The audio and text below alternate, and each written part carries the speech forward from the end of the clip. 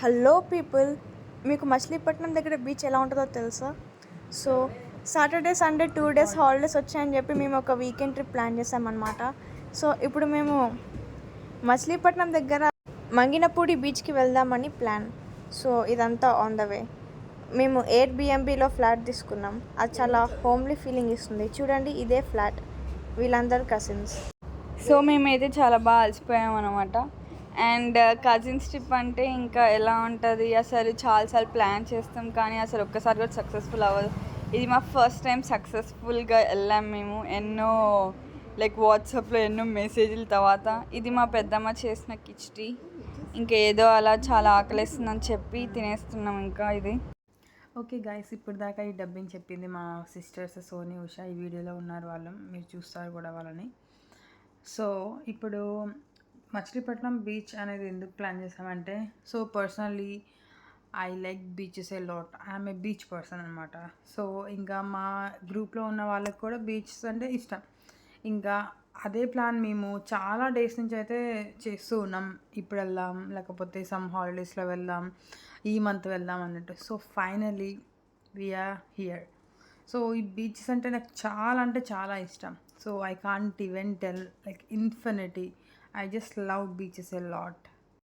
Okay, ఇప్పుడు ఇందాక మా సిస్టర్స్ ఏదైతే చెప్పారో, మేము ఎయిర్బిఎన్బిలో ఒక 2 BHK ఫ్లాట్ అనేది తీసుకున్నాము 2 daysకి.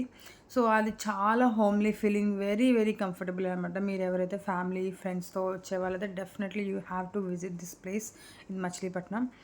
ఇంకా అందరం అయితే రెడీ అవుతున్నాం బీచ్కి వెళ్ళడానికి.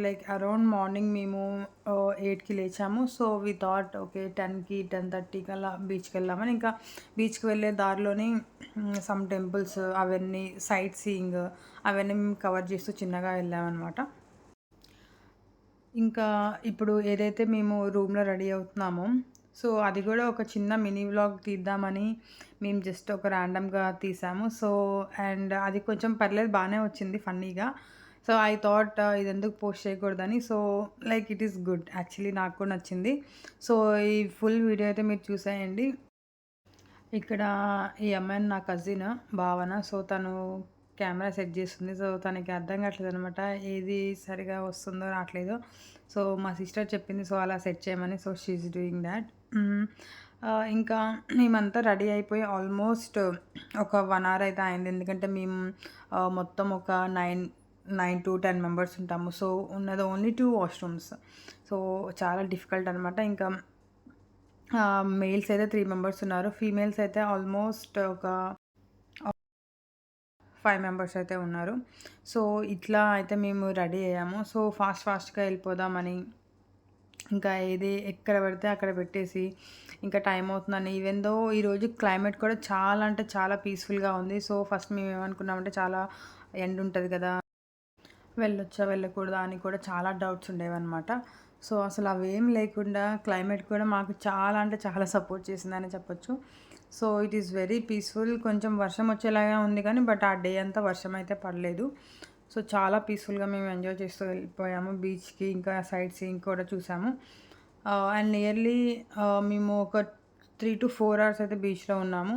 చాలా అంటే చాలా రీల్స్, వీడియోస్, ఇంకా ఒక్కొక్కళ్ళు ఎవరు ఇష్టం వచ్చినట్టు వాళ్ళు బాగా ఎంజాయ్ చేశారు. ఇంకా ఇక్కడ మీరు చూస్తున్నట్లయితే వీళ్ళు still they are doing makeup, hair styles as girls. ఒక్క హెయిర్ స్టైల్తో వాళ్ళు సాటిస్ఫై అవ్వరు కదా, సో వాళ్ళకి నచ్చినట్టు వాళ్ళు చేస్తున్నారు. అండ్ ఐ థింక్ ఇక్కడ ఆల్మోస్ట్ అయిపోయిందని అనుకుంటున్నాను. సో నాకు కూడా సరిగ్గా గుర్తులేదు వీడియోలో ఏముందనే. సో ఇదంతా చూసి నేను చెప్తున్నాను. సో తను మా sister cousin Usha, and she's Soni, and she's my twin sister, she's Lakshmi. So మేమంతా రెడీ అయిపోయి చూపిస్తున్నాను అనమాట కెమెరాకి ఎలా ఉన్నామన్నట్టు.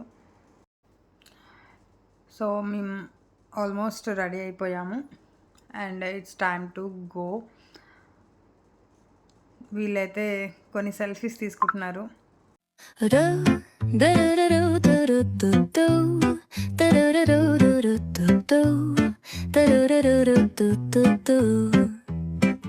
The sun is shining bright like a colorful aurora.